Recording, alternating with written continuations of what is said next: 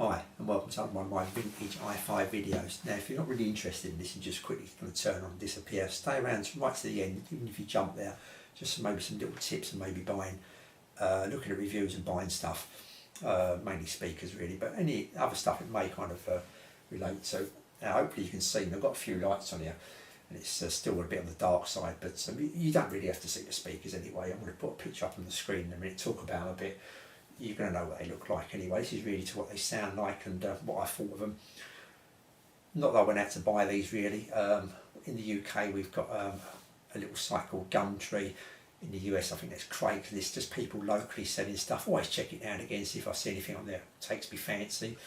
Not that, like I say, not that I was looking for these, but these were £20 on there. The bloke said they've hardly been used. And I thought, well, for £20, let's just give them a go. Kind of give them some comparison to these Mordant short MS10s, I thought. And if they're no good, I didn't like them. I haven't lost anything really. I can resell them. If they're any good, I may keep them as a speaker somewhere or something or the other. Anyway, it doesn't really matter. Yeah, so yeah, I went round a bloke's house. Just a very quick story. I went round a bloke's house and he said he's only used them a few times. He had them up in his, like out the back in the pantry, or whatever they call it, at the back, conservatory, or whatever they call it, pantry, conservatory. He said he had them up on the wall and he only played them when he had some guests around, and he only had them on low volumes, and he gave me a quick demo, and he was an older gentleman than me. He was about 70, and he stuck on a bit of classical music and they sounded okay, so I thought, well, that sounds about right. He probably hasn't used them a lot, and when I've got them home, they've all been boxed up and everything. Like I say, for £20 I thought that's alright, ain't too bad. On eBay they go for about £30, £40, $30, $40, whatever it is in the America. Yeah, compared to these probably go for just a little bit more, but then they can be near enough that, you know, you look around, you probably get, like I say, this for 20 and a pair of these for 30, so that's probably a £10 difference. When these first come out, that was about £59.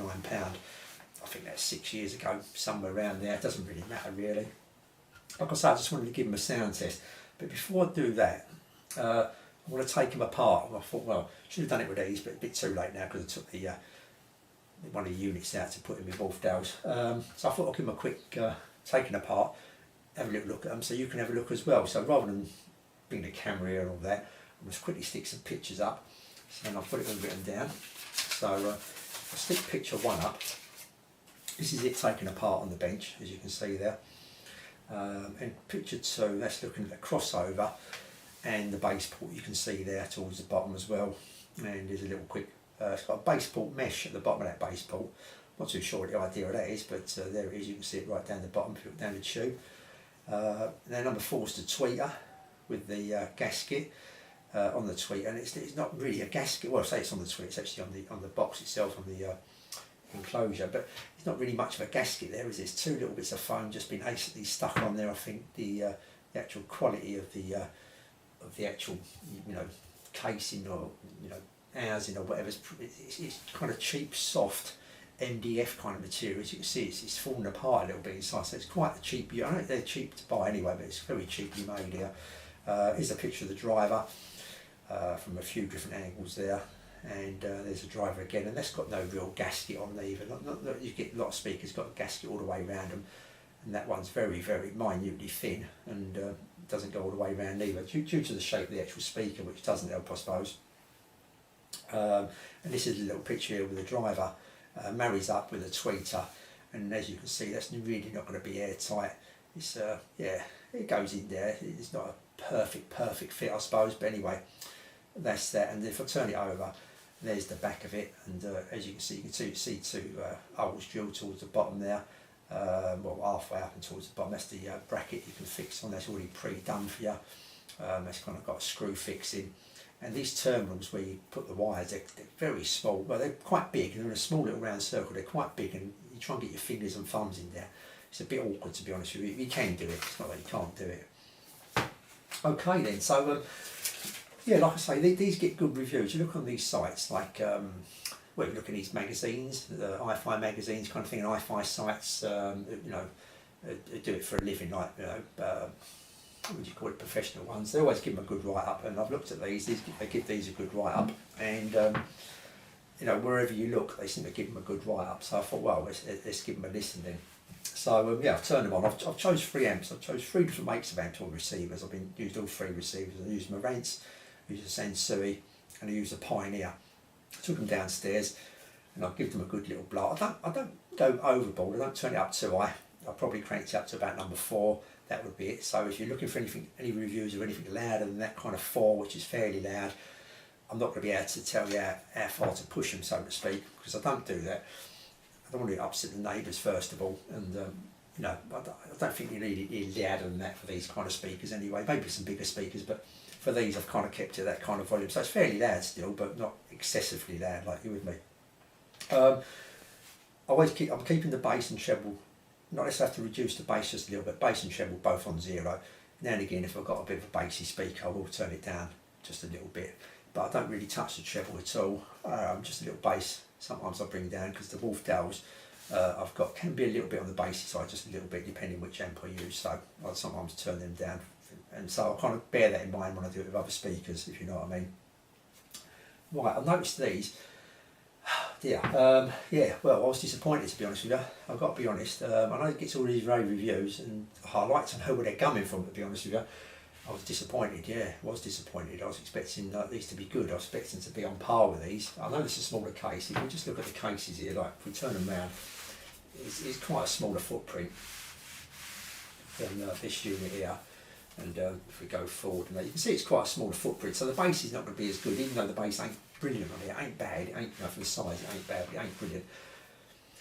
I think what they're doing here is they're emphasising the bass. That everything seems to be, when I compare it to this speaker, which I do like this speaker, it seemed to be toned down. You know, everything was a lower tone, like slightly deeper. Everything was slightly deeper. I think they're trying to emphasise the bass here, trying to get more, make it sound a bit more bassier, because it's probably lacking bass, if you know what I mean. So it seemed to be bass emphasised. Is that the word I'm looking for? That's what it seemed to me to be. It seemed to give that impression. The tweeter, well, the eyes, you know, I'm listening to it, you know, when it's, and it's just not there on that. It's nice, it's clear on here, on here, you know, you're not getting it. You're not, there's no detail. The detail's not there. There's so much more detail in this than it is on this. It's especially in, well, all over really, but yeah, you can hear it obviously on the treble, but even the bass is more, like just, it can be bassy, don't get me wrong, it can be boom, it can be a boom of bass, even though it's small, you're getting a fair bass, but it's not got no detail to the bass. It's not no detail, got someone banging on a box really kind of thing, and it does sound boxy. I don't know if it's because, you know, what it is, it's got it just sounds wooden, a woodeny, boxy kind of bass sound. It can sound like, not all the time, but it can do. It's kind of got that boxy sound. It's like a muddy, muffling sound. The bass, it kind of, you're going to have to turn, you know, if you've got an amplifier that's a bit too bass, you're going to have to turn the bass down a couple of notches. Obviously, this is going to change everything kind of thing, to get rid of the bass, the muffled of the bass, to get rid of that. Then that does help it. Yeah, it does help it. And I think you're going to have to turn the treble up on your amp. You're going to have to put it on 2 or 3. Like, you know, if it goes up to in 1 unit, you have to put it on 2 or 3. If it goes up in 2 units to 10, you have to put it on 4 or 6, I think. But then that's changing. It's not just lifting; it's lifting everything up. The vocals change. Everything kind of changes. So even though it was helping to a certain degree, it's not where you really want to be. I don't think. Yeah, lack of top end I've got here. The detail definitely ain't there from this. It's chalk and cheese here, detail wise. Chalk and cheese, really. Yeah, this is more open. This is more of a narrow sound, boxy, small sound, narrow. Like, it's okay in a little room like this probably, but still, you know, if you're really tight for space, really tight for space, then yeah, you're gonna have to go for this. Like, this is a small speaker, it's okay. But if you can just get that much bigger, if you can fit that 2 of these in rather than 2 of these, when you're going to go for these all day long. I mean, I've done them both up to my amp, A and B speakers. Pressed A, this was these, then press B, and you think, so where do I want to leave the amp? Well, you want to leave it on B all day long. There's no doubt about it, in my opinion. Don't forget, this is only my opinion. No doubt about it, in my opinion, you'd want it in position B. You want to be listening to them all day long. Yeah, like I said, now this is it. Hopefully you've joined me back if you've skipped it. Oh, this is where I want to talk about the reviews and that. Like I say, I don't know where this 9 out of 10 is coming from by these experts. I really don't, but maybe it's just me. I don't know. Maybe they're going by how much they cost. You know, they're taking all that into consideration. I really don't know, probably that's what it is, I suppose. They're thinking like, for 60 quid or 50 quid, what do you expect kind of thing, and it seems high to me, 9, you know what I mean, to give 9s. And you look at other people's reviews. Now, this is where my little tip maybe here. Other people's reviews, they're giving it 4.5, 5 out of 5 and all that excellent.